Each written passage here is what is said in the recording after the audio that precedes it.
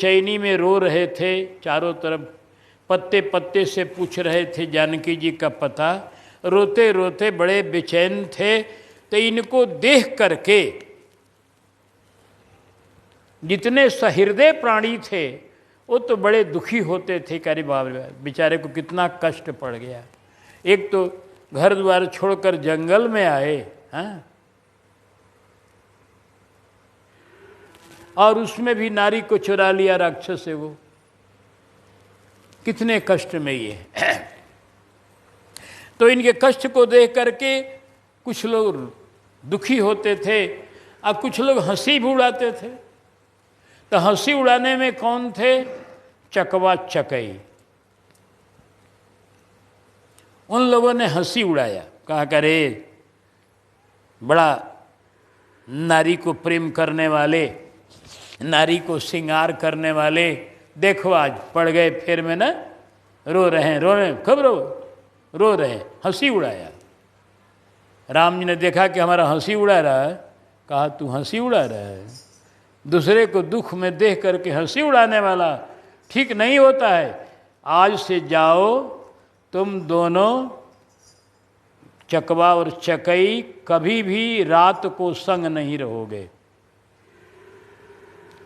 सदा का वियोग तुम्हारा रहेगा अपने पत्नी से, अपने पति से, दोनों को। ये चकवा चकई को भगवान राम ने ऐसा किया। मुर्गा जो था, राम जी को जब देखा तो बड़ा सहानुभूति प्रकट किया कि बेचारे को कितना कष्ट है, देखो। अपनी भाषा में ही उसने अपनी पत्नी से, मुर्गी से, अपने परिवार में कहा कि देखो कितने कष्ट में ये हैं। एक तो जंगल का निवास मिला इनको, घर द्वार छूट गया, माता पिता छूट गए, राजमहल छूट गया, गहना कपड़ा छूट गया, भोजन छाजन छूट गया, अयोध्या के मित्र सब छूट गए, भाई लोग छूट गए, सब छोड़ करके इनको जंगल का निवास करना पड़ रहा है। एक तो यही कष्ट, और उसमें बताओ एक पत्नी संगनी थी, उसको किसी ने चुरा लिया, ये बेचारे पर विपत्ति पड़ गई, कितनी भारी। हाँ,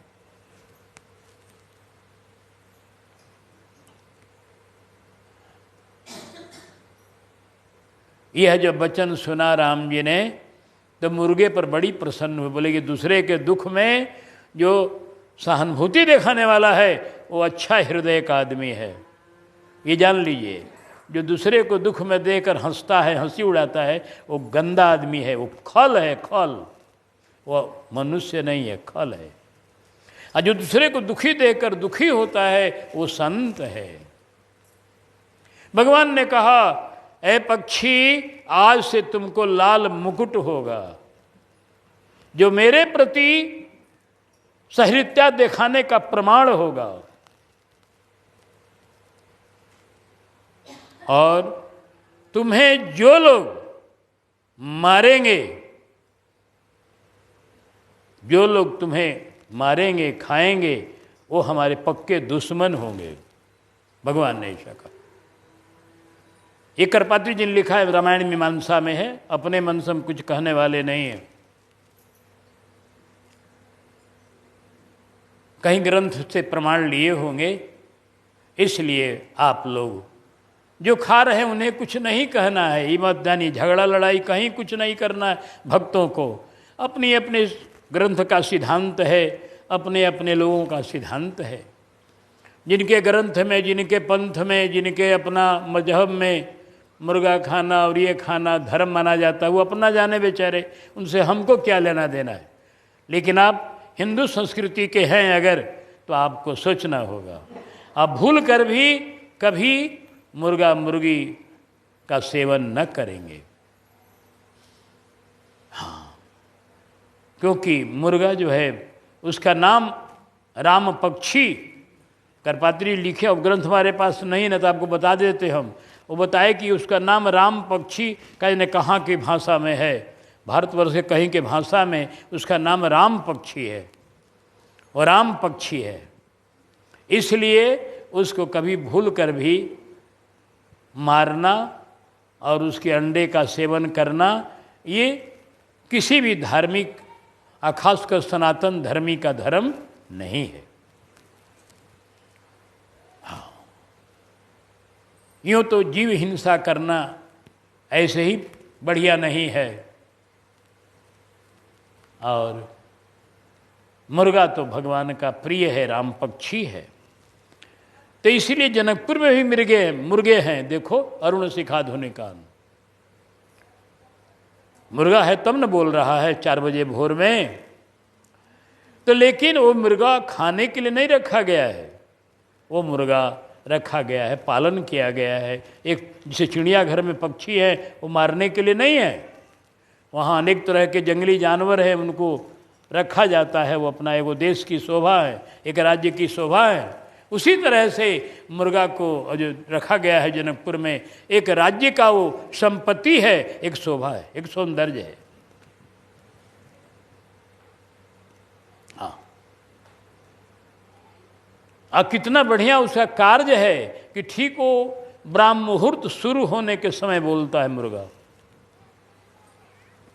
भगवान समझिए एक तरह से वो घड़ी है कि बिहान हो गया, सवेरा हो गया, उसकी वो घड़ी है वो भगवान की, कि जो ठीक वो समय बोलता है। उसे कोई बताता नहीं कि तुम समय पर बोलो। भगवान का बनाया हुआ बड़ा विचित्र विचित्र विधान है। अब एगो रजनीगंधा नाम का फूल होता है, रात्रि में ही वो गंध देगा, रात्रि में फूलेगा। अब उस फूल को कौन बताता है कि रात हो गई है फूलो? तो भगवान का बनाया हुआ विधान है। दिन भर कोई सुगंध नहीं, अजय सूर्यास्त हुआ, अंधेरा हुआ, सुगंध कहाँ से आ गई उसमें? अभी कौने ढंग से आ गई, कहाँ से, कौन बताएगा? ये भगवान का बनाया हुआ विधान है कि जिसमें सुगंध नहीं उसमें सुगंध आ गया रात्रि में, और फिर दिन होते सुगंध गायब हो गया। तो भगवान का बनाया हुआ बड़ा विचित्र भी विधान है। उसी विधान में मुर्गा भी है। वो ठीक बोलता है एकदम ब्राह्म मुहूर्त में। ज्यों बोला त्यों हमारे लक्ष्मण जी जग गए। अरुण शिखा धुनिकान, गुरुते पहले ही जगतपति। लक्ष्मण जी के बाद राम जी जगे, इसके बाद तब गुरु जी जगे। देखो सोने का क्रम और जगने क्रम में उल्टा है। पहले सोए मुनि जी, तब सोए राम जी, और तब लेटे लक्ष्मण जी। लेकिन उठने में चाहिए था पहले मुनि जी को उठना, पहले सोए हैं, और तब राम जी को उठना चाहिए था, राम जी उसके बाद सोए हैं। और लक्ष्मण जी को अंत में उठना चाहिए था, सबसे अंत में। लेकिन नहीं, लक्ष्मण जी पहले उठते हैं और फिर एक बार राम जी उठते हैं, तब गुरु जी अंत में। ये सेवक धर्म बड़ा कठोर धर्म है। सब ते सेवक धर्म कठोरा,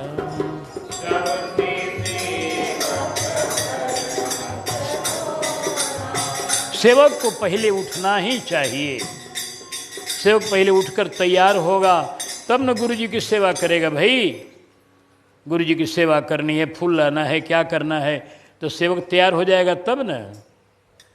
इसलिए राम जी पहले उठ गए हैं, लक्ष्मण जी पहले उठ गए हैं और स्नान करने गए। स्नान वहाँ नहीं किए, सकल सोच करी जाई नहाए। भगवान जाई नहाए माने नदी में स्नान किए।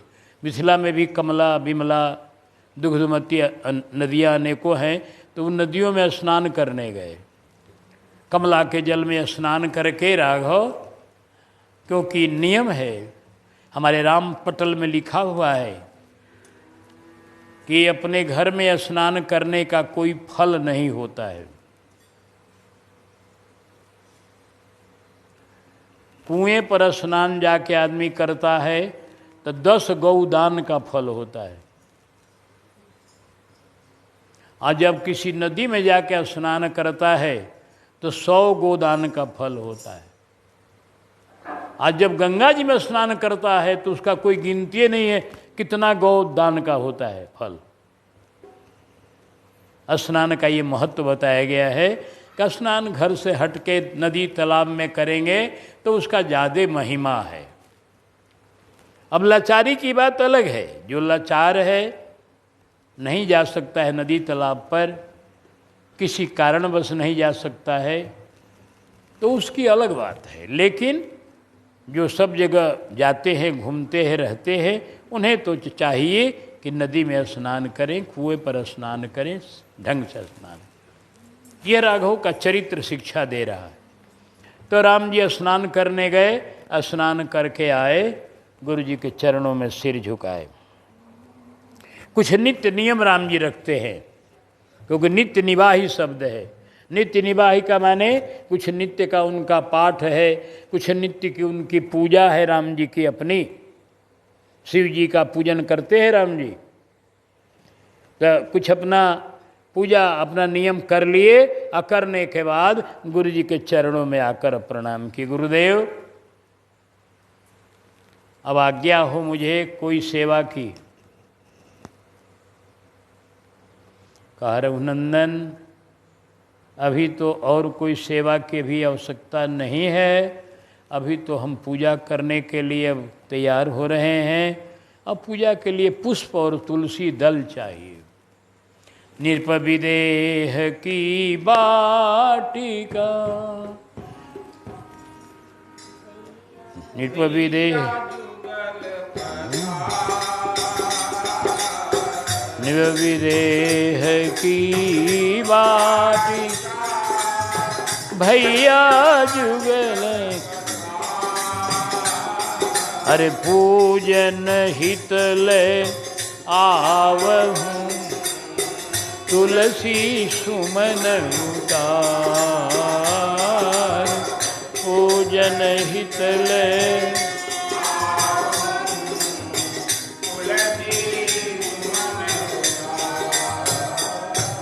भैया दोनों जाओ। आज बदे विदेह राज की वाटिका इसी किले के अंदर है, बाहर नहीं जाना है किले के। इसी किले के अंदर में विदेह राज की वाटिका है, बड़ी बढ़िया वाटिका है। उसी वाटिका में से तुलसी और फूल, तुलसी दल और पुष्प, ये दोनों लाइए पूजा के लिए। दोनों भैया चल देते हैं। बाबा गोस्वामी जी कहते हैं लेन प्रसून चले दो भाई। प्रसून लेने चले, प्रसून माने होता है फूल, प्रसून माने होता है सुमन। तो लेन प्रसून में फूल सुमन भी लेने चले, और सुंदर मन किशोरी जी के, सुंदर मन सखियों के, सुंदर मन मालियों के, सुंदर मन मालिनियों के, सुंदर मन यहाँ के रहने वाले चातक के, चकोर के, मोर के, हंस के, ये सब के जितने सुंदर मन जिनका है उसको लेने चल रहे हैं। क्योंकि नगरवासियों का मन तो ले लिए हैं, नगरवासी लोग जितने जनकपुर वासी हैं सब अपना मन दे चुके हैं राम जी को। किसी का मन अब अपने हाथ में नहीं है जनकपुर में, सभी लोग राघव को अपना मन दे चुके हैं, और दिन रात राघव का ही चिंतन उनका मन अब करता है। चर्चा होती है तो राघव की, कथा होती है राघव की, मन में राघव, वाणी में राघव, कान में राघव, जीवन में राघव, क्षण क्षण में राघव। राघव के अलावे जनकपुर वासियों के अब हृदय में कुछ नहीं है। तो ये सबको तो अपना लूट लिए हैं, मन ले लिए। अब चले हैं बाग में, बाग में रहने वाले लोगों का मन लेने। जनक बगिया में राम और लखन चले, तोड़ने सुमन चले ना।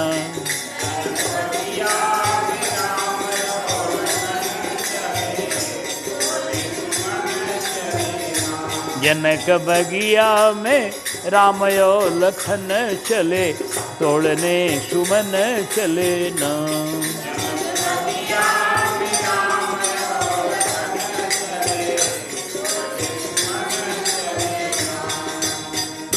गोरे सांवरे बदन सबके छीन लिए मन, गोरे सांवरे बदन, गोरे सांवरे बदन सबके छीन लिए मन, गोरे सांवरे बदन। कोई पठाया। मुनि जी बहाना है, ये तो जनकपुर में आए हैं इसी के लिए, सबके मन को लूटने के लिए आए हैं राघव। कोई पठाया या प्रभु जी अपने मन चले, तोड़ने सुमन चले ना। कोई पठाया या प्रभु जी अपने मन, जनक बगिया।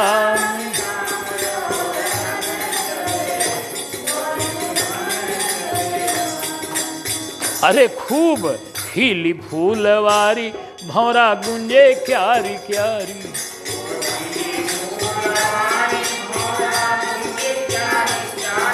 फुलवारी खूब खिल गई। राघव जो पहुंचे उस वाटिका के दरवाजे पर,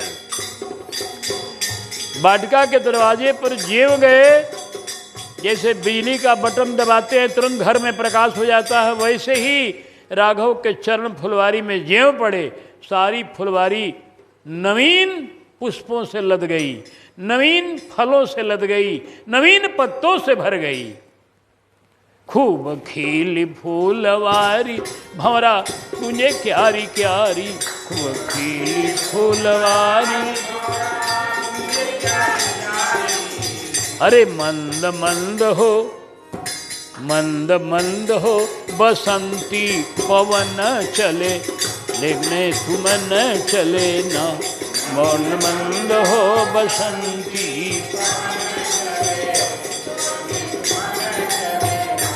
जनक बगिया।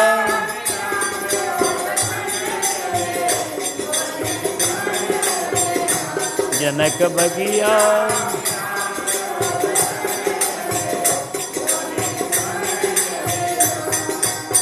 लागे बिटप मनोहर नाना। बरन बिटप मनोहर नाना, बरन बरन बरबेली बिताना।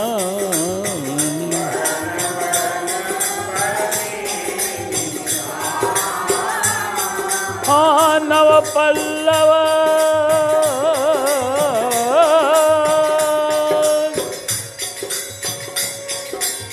नव पल्लव फल सुमन सुहाए। नव पल्लव फल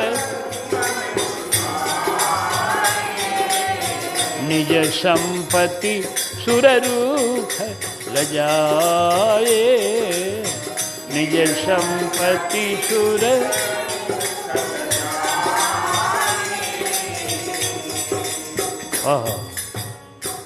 इस वाटिका में नए नए पल्लव, नए नए फूल, नए नए फल हो गए।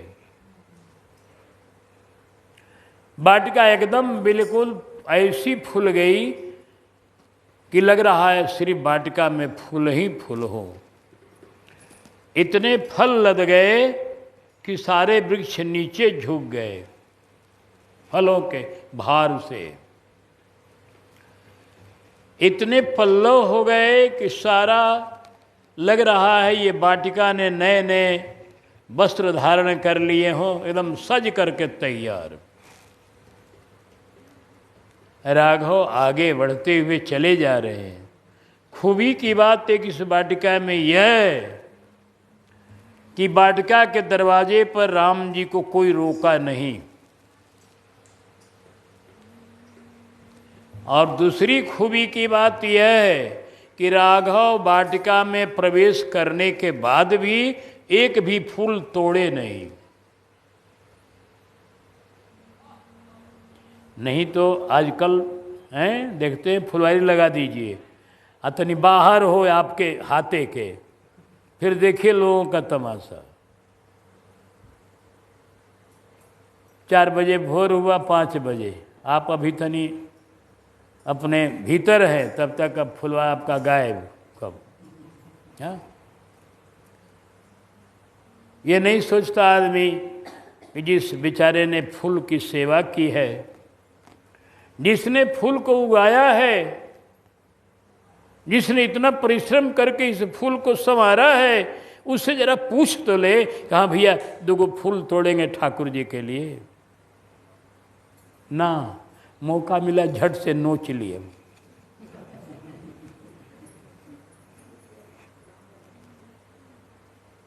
क्योंकि हम बलवा स्कूल पर रहे हैं बहुत दिन तक, 6 बरस तक। पंडित जी साथ थे हमारे, चंद्रदेव पांडे हेडमास्टर थे वो। हम रहकर उनसे रामचरितमानस का, बड़े अच्छे विद्वान थे रामचरितमानस के, तो उनसे हम मानस का उस समय शब्दार्थ पढ़ रहे थे, अर्थ पढ़ रहे थे। 6 बरस तक उनके साथ हम रहे। तो फुलवारी खूब हम लोगों की सुंदर थी, फूल लगाए थे और कुछ लगाते थे। तो अपने राम को तो भगवान ने दूसरे प्रकृति बनाया है, तो अपने तो अपना। अब पंडित जी सवेरे 4 बजे उठ जाते, तो उठते उठते वो सब माताएं जाती गंगा जी नहाने, जिनके फुलवारी में घुस जाती अपना। अब ये बेचारे उठते उठते उन लोगों को गाली देते, और हम जो है सो क्या कहे कि पंडित जी क्या हो रहा है? अरे क्या देखते रहे, इतना बढ़िया सब लोग फूल लगाए हैं, कितना ये सब नोच लेती है। अरे 2-4 को फूल ले जाती, कोनो बात नहीं, मांग लेती, सो नहीं, जितना मन हुआ उतना अपना नोच लिया। ये नहीं करना चाहिए कभी भी। देखो राम जी मर्यादा दिखा रहे हैं, कोई भी चीज़ फूले नहीं, कोई फल लगाया है, चाहे कोई चीज़ कोई लगाया है, उसने परिश्रम किया है, तो उससे पूछो, उसकी प्रसन्नता से ले लो तो कोई बात नहीं। लेकिन मान लीजिए कि उसको बताए भी नहीं, जनाए भी नहीं, हम उसका उजाड़ दे फुलवारी, उसका उजाड़ दे बगीचा, और कहे चलो भले तेरी घरे बड़न न, चलो ले आओ 1 झोली आम। हाँ, होता है ऐसा। एक बार इसी कमरपुर में कीर्तन था, एक बलराम डॉक्टर है, बाग तड़ाग बिलो की प्रभु, तालाब पर पहुंच गए, वो तालाब बीच में है। एको फूल नहीं, अभी एको फूल नहीं उतारे हैं, एक फल नहीं छुए हैं, एक पत्ता नहीं छुए, एक तुलसी दल नहीं उतारे हैं। बाग के तालाब पर जब पहुंच गए तो माली लोग घेर लिए चारों तरफ से। चहु दिस चितई पूछी माली गन, चहु दिस चितई पूछी लगे लेन दल फूल मुदित मन।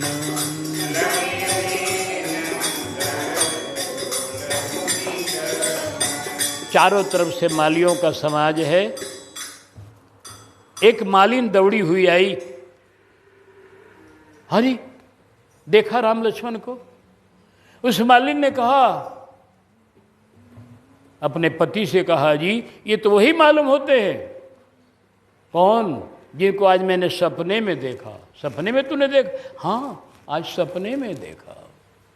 सुन पिय माली है, सपना देखी मैं आज भोर। पिय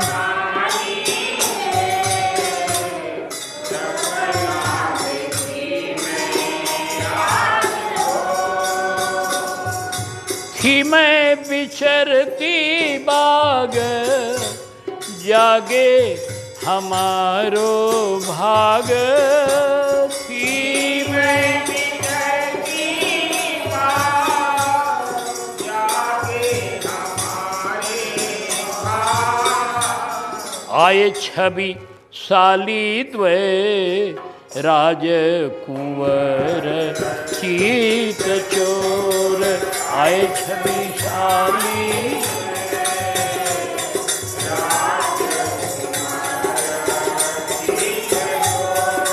सुनो पिय माली।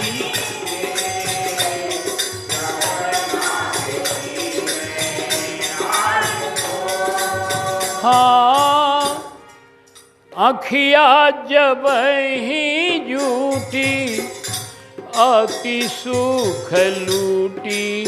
माली आँखिया अति सुख लूटी। अति सुख लुटी। अरे जुल्फ घुंघराली में, जुल्फ घुंघराली में घेरी लिए वे मान मोर। जुल्फ घुंघराली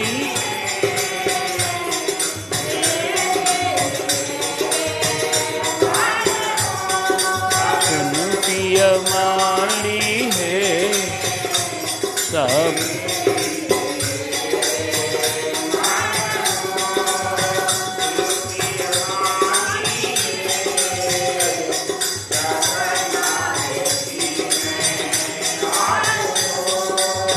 अंग अंग रंग छई, प्रेम में डूब गई। अंग अंग रंग छई, सुधि बुद्धि गई। माली अंग अंग रंग छई, सुधि बुद्धि गई। हरित हरियाली से सारी फुलवारी उनके रंग में डूब गई। और हरित हरियाली से हरित किए वे मान मोर। हरित हरियाली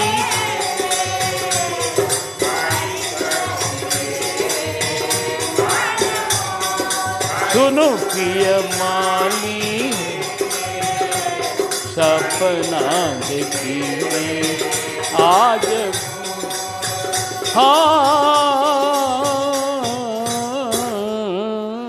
मोद चितावो जावो, विलंब न लावो।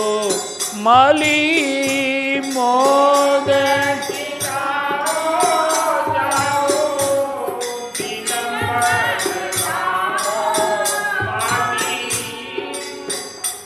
अरे नैन पियाली ले, जल्दी जाओ, जल्दी चलो। देखो सपना मैंने देखा, वो माली अपने पति के साथ आ जाती है बाग में और कहती देखो वही सपना वाले हैं। अरे नैन पियाली ले, नेत्रों की प्याली में नैन पियाली ले। रूप रस पी पी हो विभोर। नैन पियाली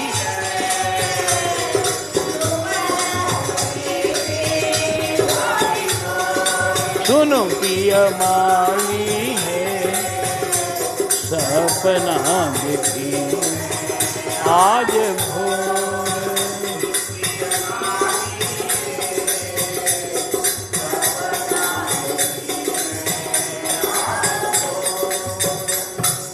राघव तालाब पर अब खड़े हैं।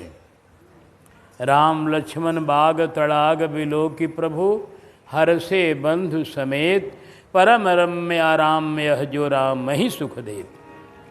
आराम माने बगीचा होता है, परम रम्य रमणीक यह बगीचा है जो राम को भी सुख दे रहा है। और बाग तड़ाग भी प्रभु को देख रहा है, क्योंकि यहाँ दोनों अर्थ होगा कि बाग तड़ाग को प्रभु देख रहे हैं। अब बाग तड़ाग बिलो की प्रभु, बाग तड़ाग भी प्रभु को देख रहे हैं। जितने यहाँ के वृक्ष हैं, जितने यहाँ के फूल हैं, जितने यहाँ के सब प्रभु को देख रहे हैं। अब प्रभु उनको देख रहे हैं। सभी लोग प्रभु के रंग में डूब रहे हैं। इसी अभी रंग में ही आज हम प्रसंग विश्राम देंगे, कारण कि अब घड़ी